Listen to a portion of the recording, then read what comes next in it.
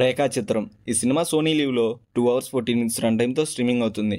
ఇంక ఈ సినిమా చూసిన తర్వాత నా ఒపీనియన్ చెప్పాలంటే ఓకే, డీసెంట్ థ్రిల్లర్, బాగానే ఉంది. బేసిక్ స్టోరీ ఏంటంటే ఒక వ్యక్తి ఇన్ఫర్మేషన్ ఇవ్వడం వల్ల పోలీసులంతా ఒక చోట చేరి బాడీ కోసం తవ్వుతారు.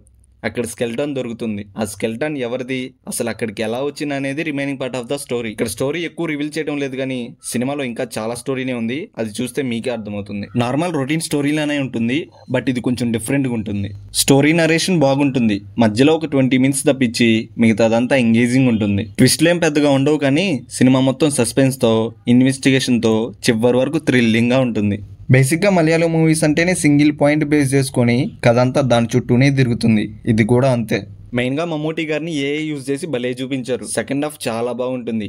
ఇన్వెస్టిగేషన్ అని, థ్రిల్లింగ్ అని, మెయిన్ స్టోరీ అంతా లాస్ట్లో రివీల్ చేయడం, ఇవన్నీ సినిమాలో చూసేటప్పుడు ఒక మంచి ఫీలింగ్ వస్తుంది. పర్ఫార్మెన్స్ వైజ్ చూసుకుంటే అందరూ సూపర్గా చేశారు. ఫస్ట్ హాఫ్లో 20 minutes ఇన్వెస్టిగేషన్ పార్ట్ బోర్ కొడుతుంది. సెకండ్ హాఫ్లో ఫ్లాష్ బ్యాక్ స్టోరీని పార్ట్స్గా చూపించకుండా అంతా ఒకే సీన్లో చూపిస్తే ఇంకొంచెం బాగుండేది. సో ఫైనల్ వర్డిక్ట్ ఏంటంటే సినిమా బాగుంది, చూడొచ్చు.